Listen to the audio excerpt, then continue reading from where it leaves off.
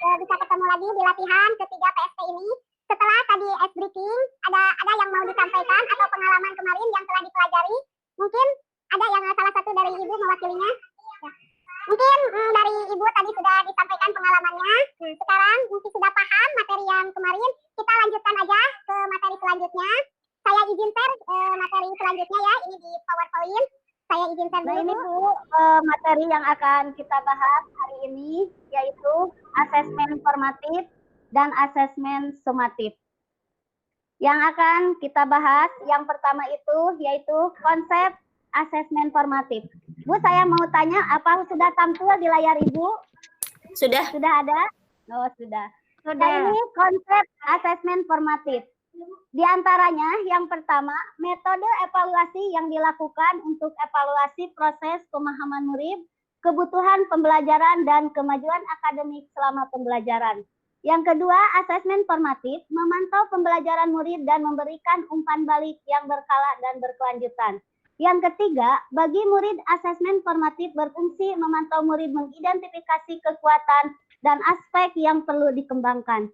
Yang selanjutnya, bagi guru dan sekolah, asesmen formatif berfungsi memberikan informasi mengenai tantangan apa saja yang dihadapi murid dalam proses pembelajaran proyek sehingga dukungan yang memadai dapat diberikan.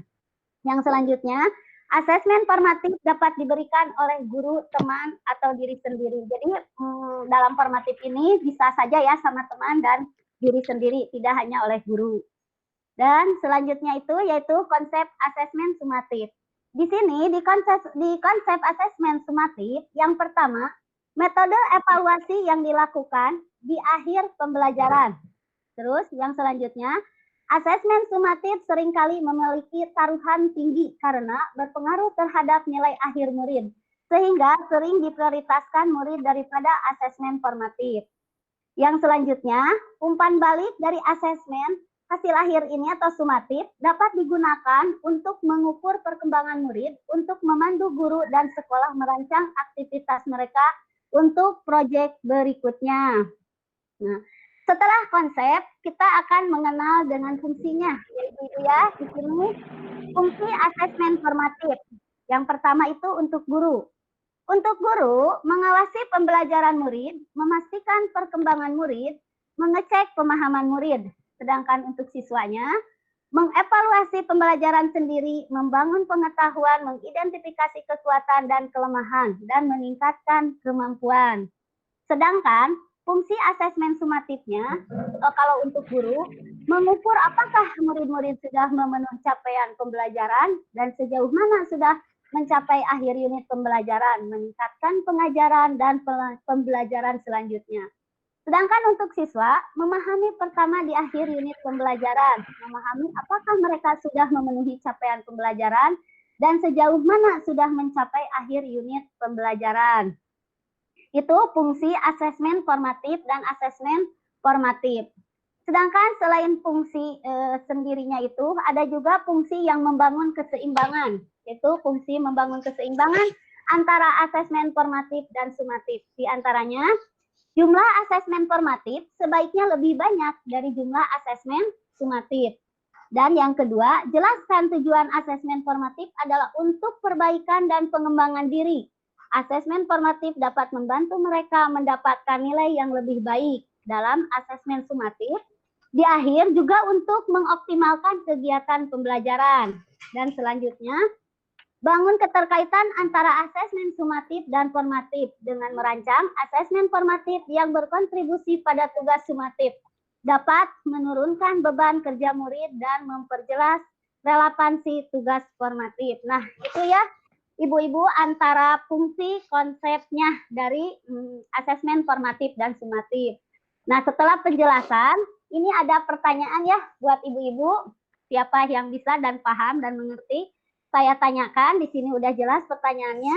Ibu lihat, apa saja bentuk tes lisan asesmen formatif dan sumatif? Coba ada di antara ibu yang mau jawab? Saya Bu. Yang mau jawab? Oh iya, apa Bu? Ya. Apa saja bentuk tes lisan asesmen formatif dan sumatif ya? Oh iya Bu, ya. Ya apa saja Bu? Ada 5 ya Bu, diskusi Oh, iya. kelas, Iya, roda, Bu. drama, Iya. presentasi, dan tes lisan. Oh iya, 110. Itu ya Bu ya, udah jelas itu bentuk tes asesmen formatif. Nah, mungkin materi hari ini dari asinkronus sampai di sini, kita lanjutkan ke sinkronus. Nanti hari selanjutnya kita akan ketemu lagi. Terima kasih, bila nanti ada yang mau ditanyakan, kita di-sharing aja di kelompok ya. Terima kasih, Bu. Wassalamualaikum warahmatullahi wabarakatuh. Waalaikumsalam warahmatullahi Assalamualaikum warahmatullahi wabarakatuh. Waalaikumsalam warahmatullahi wabarakatuh. Apa kabarnya semuanya, Ibu? Baik? Alhamdulillah. Alhamdulillah baik. Kita ketemu lagi di materi selanjutnya tentang modul ajar ya. Tadi kita sebelumnya sudah melakukan ice breaking ya. Jadi supaya kita semangat lagi ya Bu sebelum memulai pembelajaran tentang modul ajar. Jadi saya akan tampilkan dulu ini materi modul ajarnya sebentar. Ada nggak? Nih. Muncul nggak Bu? Belum Bu. Belum, Sudah Bu. ada. Belum. Ada. Ada. Oke ya. Mudah-mudahan ini bisa terlihat dengan jelas. Ini agak kecil kayaknya ini. Sebentar. Saya perbesar dulu. Jelas nggak Bu? Udah jelas Bu. Bisa terlihat dengan jelas?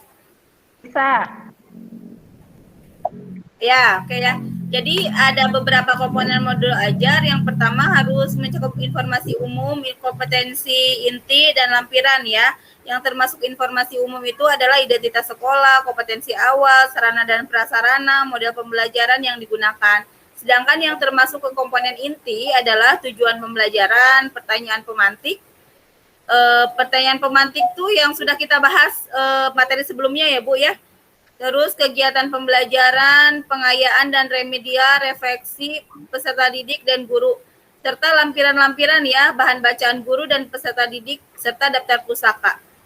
Jadi untuk semua yang ada di komponen modul ajar ini hampir sama gitu dengan kurikulum sebelumnya, cuma ada yang bedanya itu adalah pertanyaan pemantik dan kita sudah membahasnya di pertemuan sebelumnya gitu tentang pertanyaan pemantik dan alhamdulillah Ibu semuanya sudah memahaminya tentang pemahaman pemantik. Kita lanjut aja ya ke materi selanjutnya.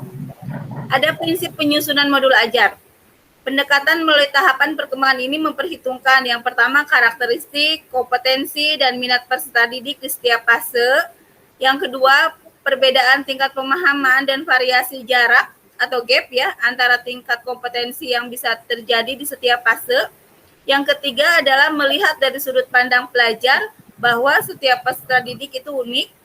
Yang keempat adalah bahwa pelajar harus berimbang antara intelektual, sosial, personal, dan semua hal yang tersebut adalah penting dan saling berhubungan. Dan yang kelima adalah tingkat kematangan setiap peserta didik tergantung dari tahap perkembangan yang dilalui oleh seorang peserta didik dan merupakan dampak dari pengalaman sebelumnya. Lanjut ya. Ini ada prinsip penyusunan modul ajar. Ada 4 kriteria yang harus dimiliki modul ajar. Yang pertama adalah esensial. Esensial di sini adalah pemahaman konsep dari setiap mata pelajaran melalui pengalaman belajar dan lintas disiplin. Yang kedua, menarik, bermakna, dan menantang. Yang dimaksud di sini menarik, bermakna, dan menantang adalah menumbuhkan minat untuk belajar dan melibatkan peserta didik secara aktif dalam proses belajar. Berhubungan dengan pengetahuan dan pengalaman yang dimiliki sebelumnya sehingga tidak terlalu kompleks, namun juga tidak terlalu mudah untuk tahap usianya ya. Ini baru 2 dari 4 tahapan, dari 4 kriteria. Nih, yang ketiga adalah relevan dan kontekstual. Yang dimaksud relevan dan kontekstual di sini adalah berhubungan dengan pengetahuan dan pengalaman yang dimiliki sebelumnya dan sesuai dengan konteks dan waktu dan tempat peserta didik berada gitu. Jadi harus relevan ya dengan konteks atau keadaan peserta didik, tempatnya, waktunya gitu. Terus untuk kriteria yang keempat adalah berkesinambungan. berkesinambungan di sini adalah keterkaitan alur kegiatan pembelajaran sesuai dengan fase belajar peserta didik. Itu ada 4 kriteria ya yang harus dimiliki modul ajar. Ini ada prosedur penyusunan modul ajar. Ada gambar di samping ya untuk tahapan-tahapannya atau prosedur penyusunan modul ajar. Jadi guru saat mengembangkan modul ajar dapat mengikuti langkah-langkah sesuai dengan infografis di samping, ada ya sebelah kanan. Hasil yang didapatkan di tahap 6, evaluasi dan tindak lanjut digunakan untuk tahap 1, analisis kondisi dan kebutuhan. Coba kita perhatikan ya Bu, ini ada nomor 1 itu adalah analisis kondisi dan kebutuhan guru, peserta didik, serta satuan pendidikan. Jadi ini yang bagian yang pertamanya itu, guru perlu mengetahui kondisi dan kebutuhan peserta didik berdasarkan latar belakang serta sarana dan prasarana sekolah. Pengembangan modul ajar disesuaikan dengan kemampuan dan kreativitas guru. Jadi guru itu harus mengetahui dulu nih latar belakang peserta didik gitu ya. Sarana prasarana juga. Yang kedua adalah identifikasi dan tentukan dimensi profil pelajar Pancasila. Jadi guru memiliki dimensi profil pelajar Pancasila yang paling memungkinkan untuk dikembangkan dalam proses pembelajaran. Untuk prosedur yang ketiga adalah tentukan alur tujuan pembelajaran yang akan dikembangkan menjadi modul ajar. Guru dapat memilih ATP hasil pengembangan sekolah atau mengacu pada ATP yang ada gitu. Boleh membuat sendiri ataupun misalkan ada yang sudah ada juga tidak apa-apa. Terus prosedur yang keempat adalah susun modul ajar berdasarkan komponen yang tersedia. Selain komponen inti, guru dapat memilih komponen sesuai dengan kebutuhan pembelajaran. Prosedur yang kelima adalah pelaksanaan pembelajaran. Guru melakukan kegiatan pembelajaran sesuai dengan modul ajar yang telah disusun. Terus yang terakhir adalah evaluasi dan tindak lanjut. Setelah melakukan pembelajaran, guru mengevaluasi efektivitas modul ajar dan tindak lanjut untuk pembelajaran berikutnya. Nah, ini adalah ada 6 prosedur penyusunan modul ajar. Mudah-mudahan bisa dipahami ya Bu, dari prinsip, kriteria, prinsip, kriteria, sampai prosedur penyusunan modul ajar. Ini ada bahan diskusi. Ada yang bisa atau mencoba mau menjawab, apakah komponen modul ajar bisa ditambah? Siapa yang mau menjawab? Boleh saya? Boleh, Bu. Oh iya, itu bisa Bu. Bisa ya? Ya. Ya, jadi untuk komponen modul ajar tidak terpaku atau terpacu pada contoh yang tadi di atas ya, tetapi bisa ditambah sesuai dengan kebutuhan sekolah kita masing-masing. Begitu Ibu, Bapak, ada pertanyaan nggak dari modul ajar? Cukup Bu, alhamdulillah ya. Alhamdulillah ya, mudah-mudahan bisa dimengerti dan materi yang dipelajari ya, dan dipahami materi yang dipelajari hari ini bisa dipahami dan ilmunya bermanfaat buat kita semua. Sekian Ibu, terima kasih untuk hari ini. Assalamualaikum warahmatullahi wabarakatuh. Assalamualaikum warahmatullahi wabarakatuh. Apa kabar Ibu-ibu semuanya? Alhamdulillah baik. Ya, berarti sudah terdengar suaranya ya? Terdengar suaranya oleh semuanya ya? Terdengar, Bu. Ya, alhamdulillah. Nah, hari ini hari ke-7 kita ketemu lagi di sesi sinkronus setelah berbagi tadi pengalaman-pengalaman belajar di sesi sebelumnya. Kali ini saya akan menyampaikan tentang prinsip pengembangan kurikulum operasional di satuan pendidikan. Saya coba tampilkan ya Ibu ya materi untuk hari ini.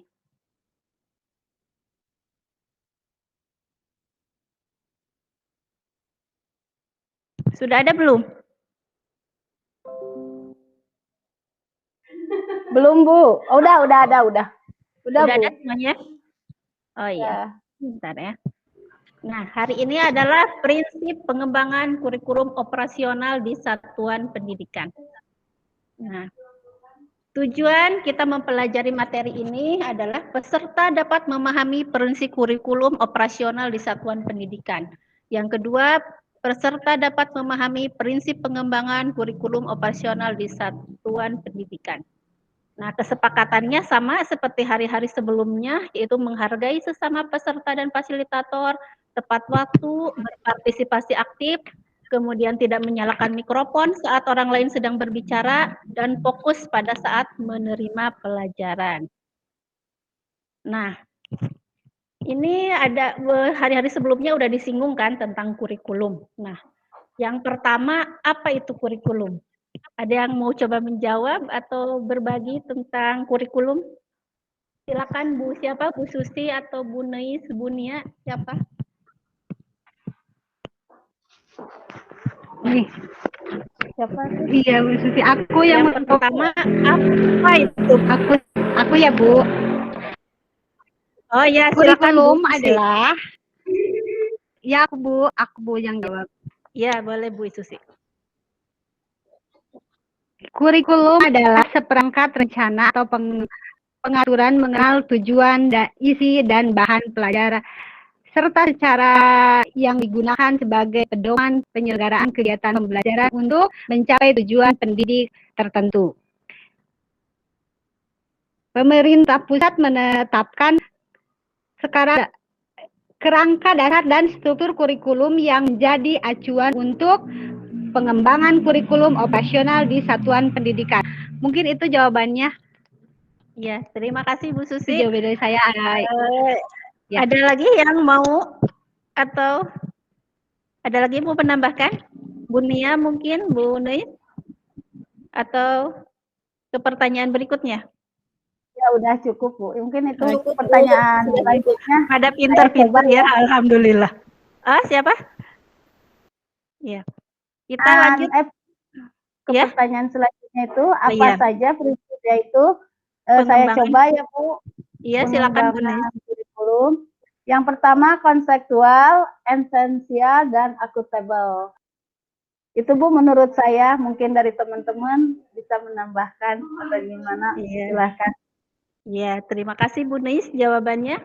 Yang lain ada yang mau sharing atau sudah atau coba saya perkuat ya Bu ya? Sama aja Bu ya. Iya, iya. Apa itu kurikulum?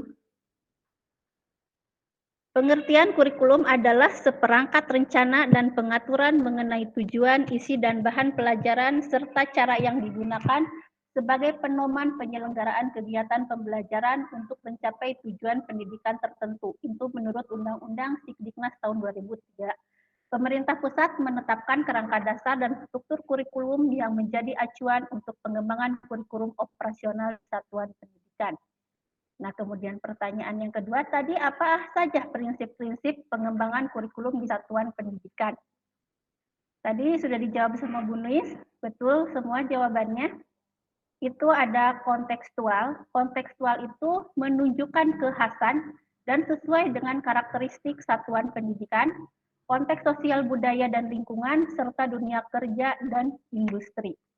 Kemudian ada esensial. Esensial semua unsur informasi penting atau utama yang dibutuhkan oleh para pemegang kepentingan tentang kurikulum yang digunakan di satuan pendidikan dapat diperoleh di dokumen tersebut.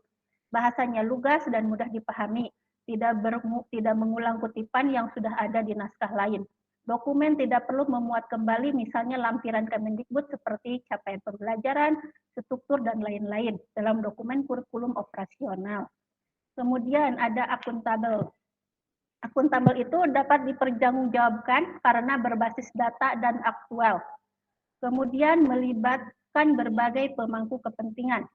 Nah, pengembangan kurikulum suatu pendidikan melibatkan komite, satuan pendidikan, dan berbagai pemangku kepentingan, antara lain orang tua, organisasi, berbagai sentra, serta industri dan dunia kerja untuk SMK.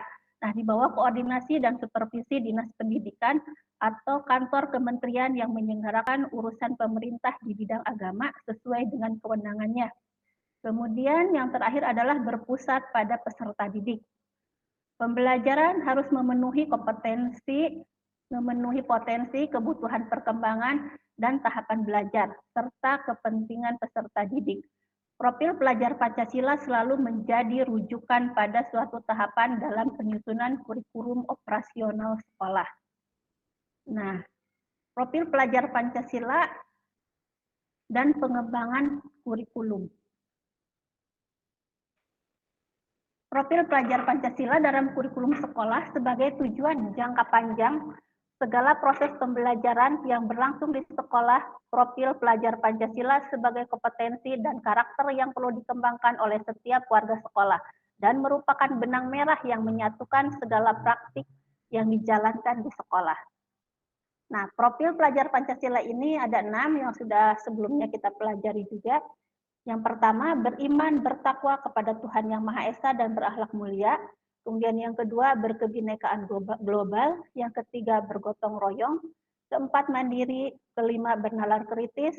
Dan keenam adalah kreatif. Nah, itu saja untuk pertemuan kita kali ini. Selanjutnya, ibu-ibu silakan ke sesi berikutnya, yaitu sesi asinkronus. Terima kasih atas perhatiannya. Wassalamualaikum warahmatullahi wabarakatuh. Setelah tadi melakukan kegiatan di awal, nah, kita sekarang masuk ke sesi yang selanjutnya ya. Ibu-ibu mohon izin untuk hari ini saya akan menampilkan untuk persentasenya ya Bu. Coba saya akan tampilkan dulu. Materi yang akan dibahas hari ini yaitu komponen kurikulum operasional di pendidikan. Adapun di komponen ini dibagi yang saya bahas ada 6 komponen. Ada dari ke-6 komponen tersebut, ada yang komponennya ada komponen yang bisa ditinjau dalam 4 atau 5 tahun sekali. Ada yang bisa ditinjau 1 tahun sekali. Nah, dari ke-6 komponen tersebut, komponen yang pertama yaitu karakteristik satuan pendidikan. Dari analisis konteks, dirumuskan karakteristik sekolah yang menggambarkan keunikan sekolah dalam hal pendidik, sosial, budaya, guru, dan tenaga pendidik. Yang maksudnya di sini mungkin karakteristik dari sekolah itu sendiri. Apa sih karakternya dari sekolah tersebut gitu. Yang kedua, visi, misi, dan tujuan. Visinya mencakup tentang menggambarkan bagaimana peserta didik menjadi subjek dalam tujuan jangka panjang sekolah dan nilai-nilai yang dituju. Yang kedua, nilai-nilai yang mendasari penyelenggaraan pembelajaran agar peserta didik dapat mencapai profil pelajar Pancasila. Nah, tujuan yang ini, visinya di sini tujuan atau masa depan, cita-cita, hal yang ingin dilakukan. Visinya mencakup tentang masa depan, apa sih dari sekolah itu, gitu. Terus tujuannya apa, ingin menjadi apa tentang profil Pancasilanya tersebut. Itu tentang visinya, di dalam visinya tersebut. Yang kedua, misi. Misinya mengenai misi menjawab bagaimana sekolah mencapai visi. Yang kedua, nilai-nilai yang penting untuk dipegang selama menjalankan misi. Nah, maksudnya di sini atau langkah, bentuk atau mana untuk mewujudkan visi tersebut. Misi itu isinya yaitu bagaimana untuk mewujudkan visi tersebut atau menjawab tentang misi tersebut, tentang visi tersebut. Lanjut, yang ketiga, tujuan. Di dalam tujuan itu mencakup tentang tujuan akhir dari kurikulum sekolah yang berdampak kepada peserta didik. Yang kedua, tujuan menggambarkan patok-patok penting dan selaras dengan misi. Yang ketiga, strategi sekolah untuk mencapai tujuan pendidikan. Yang keempat, kompetensi atau karakteristik yang menjadi khas lulusan sekolah tersebut dan selaras dengan profil pelajar Pancasila. Itu dari yang komponen dari kedua komponen tersebut yang dapat ditinjau selama 4-5 tahun sekali. Nah, lanjut dari komponen yang ketiga, yaitu komponen yang dapat, di sini ada 4 komponen lagi, komponen yang dapat ditinjau dalam per tahun, yang dapat diubah, di dalamnya dapat diganti dalam 1 tahun sekali. Nah, komponennya pengorganisasian pembelajaran. Cara sekolah mengatur muatan kurikulum dalam satu rentang waktu dan beban belajar. Cara sekolah mengelola pembelajarannya untuk mendukung pencapaian CP dan profil belajar Pancasila atau pelajar Pancasila. Misalnya mingguan, sistem blok, atau cara pengorganisasian lainnya. Ya, di dalamnya intrakurikuler itu berbasis muatan atau mata pelajaran dan muatan tambahan lainnya. Itu jika ada. Biasanya kalau di kita kan paling pramuka atau PMR. Nah, yang kedua, proyek penguatan profil pelajar Pancasila. Menjelaskan pengelolaan proyek yang mengacu pada profil pelajar Pancasila pada tahun ajaran tersebut. Yang ketiga, ekstrakurikuler. Gambaran ekstrakurikuler, gambaran eskul dalam bentuk metrik atau tabel. Maksudnya mungkin perinciannya, Bu, dalam bentuk tabelnya. Nah, komponen yang keempat, rencana pembelajaran. Nah, di dalam rencana pembelajaran itu, rencana pembelajaran untuk ruang lingkup sekolah. Di dalamnya itu menggambarkan rencana pembelajaran selama 1 tahun ajaran. Berisi alur pembelajaran atau unit mapping untuk sekolah-sekolah yang sudah menjalankan pembelajaran secara integrasi program prioritas satuan pendidikan. Jadi di sini Ibu ya mencakupi tentang, kalau zaman Kurtila itu silabus ya Bu ya. Ini mencakupi tentang rencana pembelajaran kurikulum, di dalamnya ada silabus. Nah, ini rencananya masuknya ke silabus. Lanjut Bu, yang ke-5.